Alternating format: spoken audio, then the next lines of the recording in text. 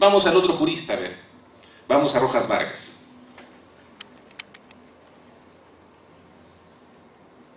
A ver si de aquí salimos del dilema, pues, ¿no? ¿Qué nos dice de la inimputabilidad, pide Rojas Vargas? La inimputabilidad por anomalía psíquica y trastorno mental transitorio exige la presencia de dos factores necesarios concurrentes: la incapacidad de comprender el ilícito cometido y la incapacidad de dirigir el agente su comportamiento conforme a los mensajes normativos de la norma penal. Luego de aquí, si es que alguien comprende, será imputable. La inimputabilidad exige la presencia, yo diría la ausencia, de dos factores: la incapacidad de comprender el ilícito y la incapacidad de dirigir el agente su comportamiento. O sea, la persona, para que sea inimputable, no debe tener capacidad de comprender, ni mucho menos, si no comprende, no va a poder adecuar su conducta, pues no, a ningún entendimiento, porque no comprende, no hay entendimiento. Y esa sería las personas inimputables, las que no comprenden. Luego, los locos nada más, pues, ¿no? Y más o menos podrían estar en concordancia con lo que dicen, podría decirse que está en concordancia con lo que dicen los anteriores juristas, Villastein y Villavicencio, que Villastein diga que no tiene razón Villavicencio, ¿no? Pero bueno, a ver qué nos dice la siguiente, Rojas Vargas. Que ambas incapacidades poseen una relación sincrónica. Es decir, si a la gente no le es posible entender que lo que está haciendo se haya prohibido, no le será invocable la exigencia que se autodetermine conforme a la prohibición, pues, ¿no? Porque no comprende. El inimputable actúa por lo general con dolo culpa. Vamos siguiendo, mejor adelante. En la hipótesis que el inimputable llegue a conocer la ilicitud, pero no puede determinar su comportamiento, de modo tal que haya existido la posibilidad de actuar conforme a derecho, estaremos frente a una eximente incompleta, dice él. Él dice eso. La siguiente. ¿Y qué debemos entender por anomalía psíquica? Según él. Dice, las clasificaciones sobre las anomalías psíquicas son numerosas y no todas coherentes. Algunas consideran a las psicopatías y a las neurosis como tales. ¿Y cuál es lo que él opina sobre eso, no? Dice, asunto que podría conducir a los órganos jurisdiccionales a considerar inimputable penalmente a los psicópatas, antisociales o disociales, idea que por lo demás no es infrecuente en los predios forenses. Nos está diciendo que no es correcto considerar, ¿no?, a los psicópatas, antisociales o disociales como inimputables. Eso nos dice él. ¿Será cierto? No lo sé. Yo no lo sé. La siguiente, por favor. A diferencia de lo que sucede con otras variedades de psicosis, el esquizofrénico paranoide, dejémoslo, pasemos a otro jurista. A ver qué nos dice Rojas Vargas, porque esto hay que ser un poco rápidos, ágiles. Esto ya demandaría un poquito más de tiempo, ¿no?, que no lo tenemos aquí. Castillo Alba.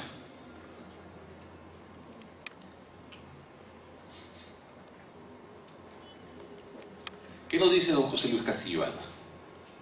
El Código Penal, cuando se refiere a anomalía psíquica en la determinación de las causales de inimputabilidad presentes en el artículo 20, inciso primero, se inclina por enunciar, a partir de una fórmula de carácter biológico psiquiátrico,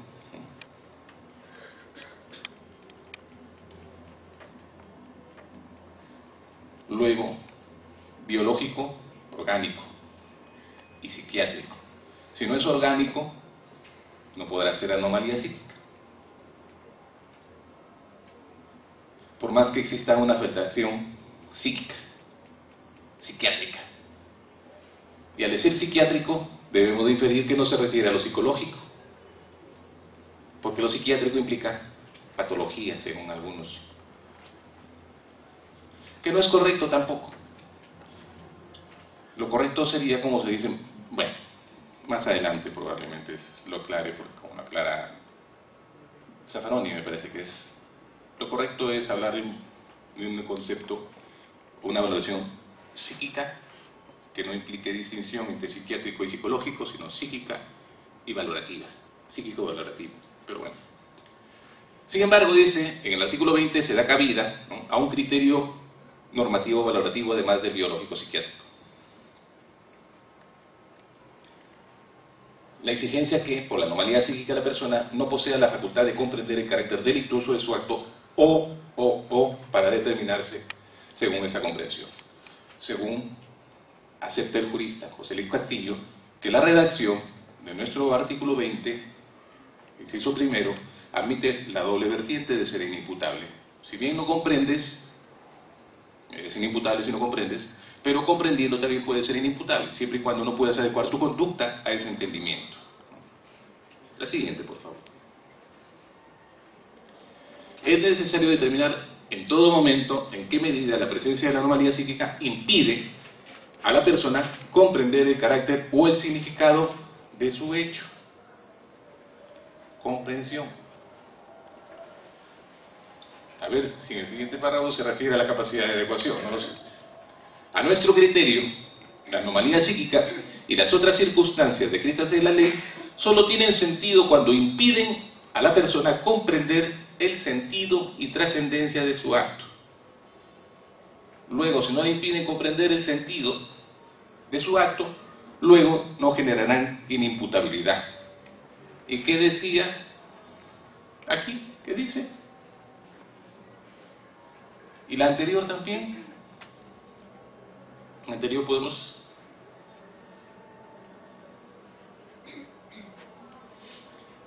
El artículo 20 da cabida a un criterio, aparte de eso, la exigencia de que, se deriva de que, la exigencia de que por la anomalía psíquica la persona no posea la facultad de comprender el carácter delictuoso de su acto o para determinarse según esta comprensión.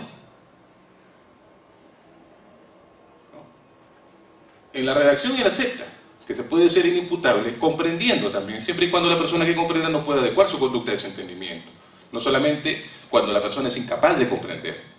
Pero sin embargo, nos dice que para él, en la siguiente por favor, a nuestro criterio la anomalía psíquica y las otras circunstancias descritas en la ley solo tienen sentido cuando impiden a la persona comprender el sentido y trascendencia de su acto, cuando no puede comprender nada más. ¿En qué quedamos entonces? ¿Ah? A ver si la siguiente nos aclara las cosas. Por ello, dice, la inicial fórmula biológico-psiquiátrica debe complementarse con puntos de vista valorativos que tengan en cuenta la real capacidad de comprensión del sujeto y la posibilidad de dirigir su conducta. Debe quedar claro que la capacidad de comprender no es suficiente ni decisiva por sí sola. También deberá concurrir la necesidad de que por anomalía psíquica no se pueda determinar la conducta conforme a sentido. No sé si ahí para ustedes lo aclaran, no lo sé. No le voy a decir lo que yo pienso. La siguiente, por favor. Los dos requisitos deben concurrir. Empero, ambos supuestos, si bien suelen complementarse, puede que falten, en el caso concreto, uno u otro, tornando de este modo en inaplicable el precepto. O sea, la inimputabilidad es inaplicable si la persona comprende. Deben de estar los dos criterios, la incapacidad de comprender, y como consecuencia de esa incapacidad de comprender, la persona no debe poder adecuar su conducta. Porque si falta uno de esos, dice, torna la inimputabilidad inaplicable. Bueno, pues, como muestra, por mi tierra, dice, ¿no? Basta un botón a la camisa. Les he traído 4 botones. Díganme ustedes, ¿no?, ¿qué debemos entender por la inimputabilidad contenida en nuestro artículo 20, inciso primero? ¿Quiénes son inimputables?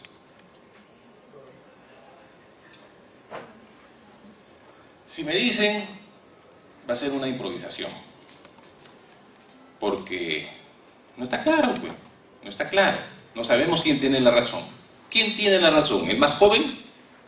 Porque los jóvenes a la hora y los viejos a la tumba, como dicen por ahí, dijeron por ahí, Manuel González Prada. O el más viejo de todos los viejos. Y no soy yo, por si acaso, no viejo de todos los viejos. Me llevan la delantera por ahí, porque mencionado, salvo Castillo Alba, ¿no?, que es menor que yo. Pero los otros son más viejos que yo. ¿Quién tiene la razón, pues? Y en el derecho no podemos jugar, pues, a decir Marín de Dios Pingüe, ¿no? Tutaramakara, fue, no fue. Pero bueno. Entonces, ¿quién podrá salvarnos, pues, en este dilema, no? Al Chapulín no podemos llamarlo. Claro, porque no he estudiado derecho. Entonces, como nos encontramos en este dilema, ¿qué les sugiero? Como les digo, ¿no? Nunca se queden con la copla que nos cuentan. Investiguemos. ni me crean a mí tampoco lo que estoy diciendo, porque me dicen que soy loco y que no sé lo que digo. Sí, de verdad. Por eso les recomiendo que vayan, ¿no?, a otras personas que hayan escrito sobre el mismo tema. Pero les he traído aquí 4 juristas a los cuales recurrimos en nuestra formación, ¿no?, todos.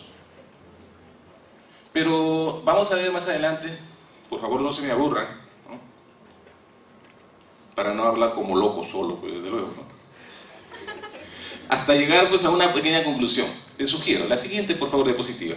Perdón, el siguiente archivo. A ver, ¿a dónde vamos? Uy. Sí, aquí está. Este de acá me parece, el primero, este de aquí. Concepto de inimputabilidad. Ese no, el otro es. Primero con Roxy. La culpabilidad, sí.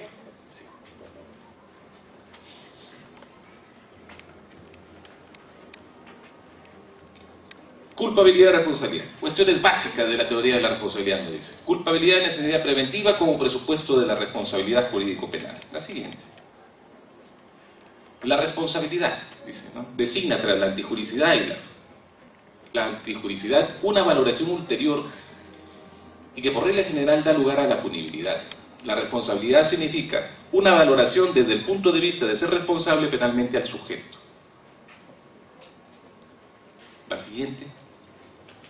Quien cumple los requisitos que hacen aparecer a una persona como responsable, ¿no?, una acción típicamente antijurídica se hace acreedora, a los parámetros de derecho penal, a una pena. Solamente una persona, ¿no?, que es declarada responsable. Los presupuestos de la responsabilidad son la culpabilidad, la posibilidad de conocimiento de la antijuridicidad y la normalidad de la situación con que se actúa. ¿Qué quiere decir esto?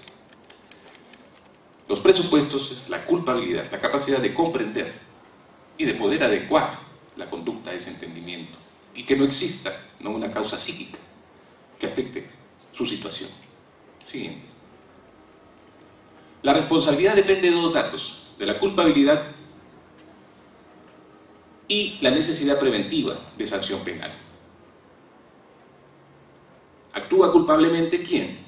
Realiza un injusto pese a que todavía le podía alcanzar el efecto de la llamada de atención de la norma y poseía una capacidad suficiente de autocontrol, de modo que le era psíquicamente asequible una alternativa de conducta conforme a derecho. Si una persona es culpable cuando tiene la capacidad de comprender y la capacidad para poder adecuar su conducta al mensaje normativo, solamente en esos presupuestos se puede decir que la persona es culpable y actúa culpablemente. La siguiente. Una actuación de este modo culpable precisa, en el caso normal, de sanción penal, por razones preventivas, cuando concurren antijuricidad y culpabilidad. La responsabilidad jurídico-penal se da sin más con la existencia de culpabilidad. Si se te declara culpable, si cumples los requisitos para declarar que no está afectada tu culpabilidad, entonces, además de la necesidad preventiva, te hará sanción a la pena. Si no, no hay pena. La siguiente. La culpabilidad sigue siendo el presupuesto decisivo de la responsabilidad jurídico-penal. El hacer depender la punibilidad de la culpabilidad tiene como finalidad poner un límite al poder punitivo del Estado. Y creo que ahí terminamos con la diapositiva de Roxy. Sí, ¿no? Ahora vamos a ver qué nos dice Zaffaroni. La diabetes. La siguiente. Nos dice, porque esto es un artículo bastante largo, a lo largo de nuestra exposición hemos ido dando un concepto de inimputabilidad caracterizado por la incapacidad psíquica de culpabilidad. El delito requiere de cierta capacidad psíquica. Se demanda la presencia de un aspecto o contenido subjetivo, la capacidad psíquica. Es necesario cierta capacidad psíquica para que haya conducta. Y por ahí decía, si no me equivoco, el señor Villacén, ¿no?, de la alteración absoluta de las facultades mentales. Si hay una alteración absoluta de las capacidades mentales, no hay capacidad psíquica, pues. Y dice, ¿no?, que se requiere cierta capacidad psíquica para que haya conducta. La siguiente. La imputabilidad, dice, ¿no? Tócanos ahora considerar la capacidad psíquica de culpabilidad o imputabilidad. Entendido lo psíquico, en este sentido, la capacidad psíquica de culpabilidad será una característica que debe darse en el actor de un injusto penal. Es la capacidad que éste tiene para responder a la exigencia de que comprenda la antijuricidad y de que adecúe su conducta a esta comprensión. Es imputable, ¿no?, o tiene capacidad psíquica de culpabilidad quien comprende y puede adecuar su conducta a ese entendimiento, a ambos presupuestos. Si falta uno de ellos, hay que ver qué es lo que pasa, ¿no? La siguiente, por favor.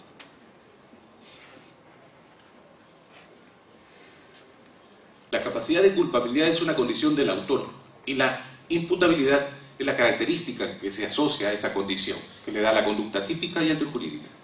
En otras palabras, la persona, para que sea imputable, debe de reunir ambos requisitos: capacidad de comprensión y capacidad de adecuación. Si uno de estos presupuestos falla, no se puede predicar que la persona sea imputable. Eso nos dice Zaffaroni y Roxin. ¿A quién le creemos? ¿A 4 o a 2? Por mayoría. No sé, pues, ¿qué deciden ustedes?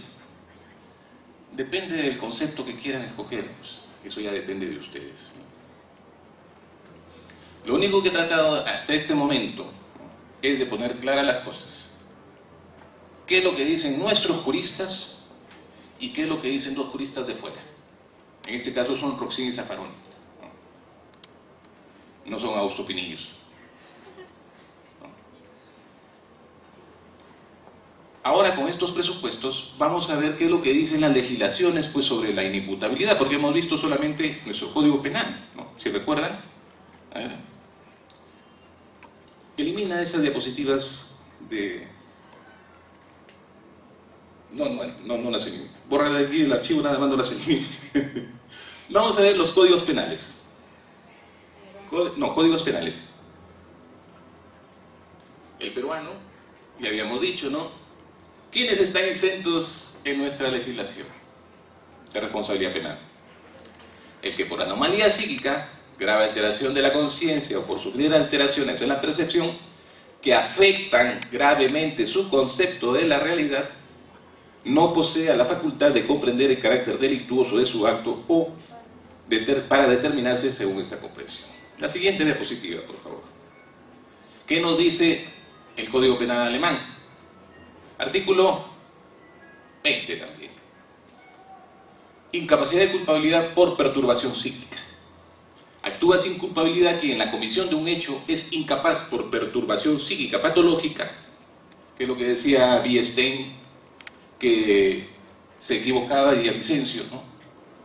Asimilaba anomalía psíquica, perturbación psíquica patológica, la causa corporal orgánica, perturbación psíquica patológica, patológica como carácter orgánico de la perturbación psíquica, sí, pero también perturbación profunda de la conciencia por debilidad mental o por otra alteración psíquica grave,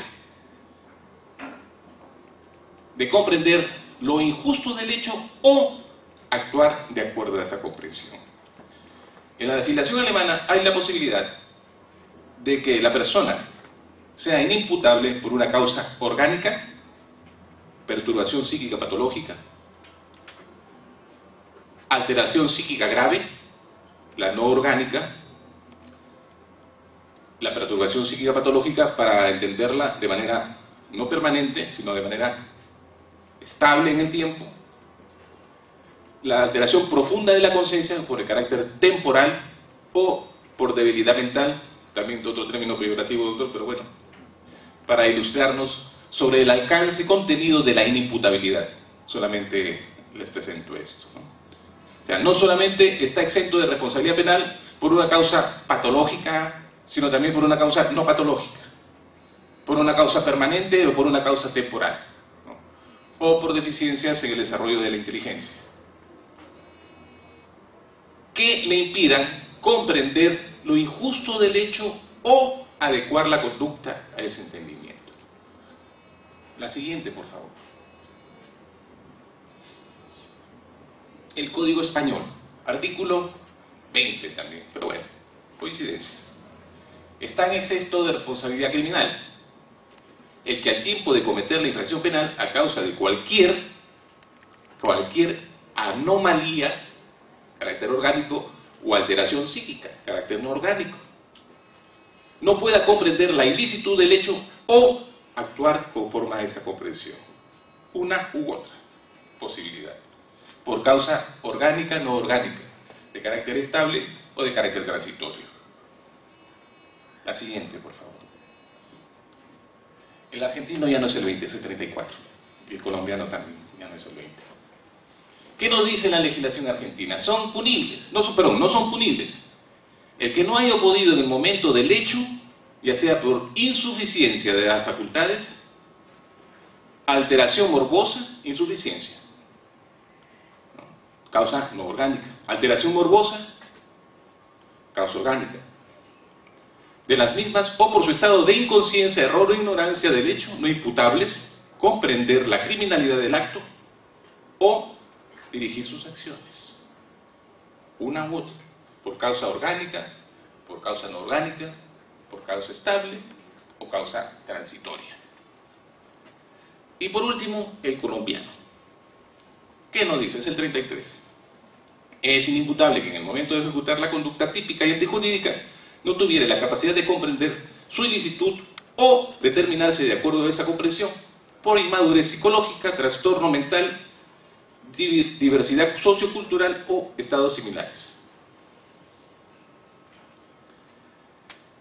Ahora, la primera diapositiva,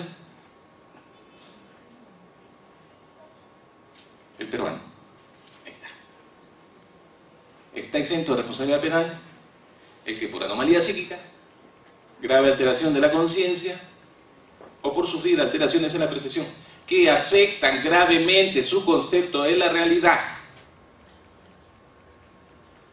no posea la facultad de comprender el carácter delictuoso de su acto o para determinarse según esa comprensión. ¿Y qué pasa pues si la persona no tiene afectado gravemente el concepto de la realidad? Ese es el problema. ¿Qué quiero dar a entender con esto? Que quienes redactaron el artículo 20 no tenían la capacidad de comprender lo que estaban haciendo. Porque las otras legislaciones dicen una u otra, no le agregan este cliché o esta partecita dice que afecte gravemente su concepto de la realidad. Porque se puede ser inimputable no comprendiendo o comprendiendo.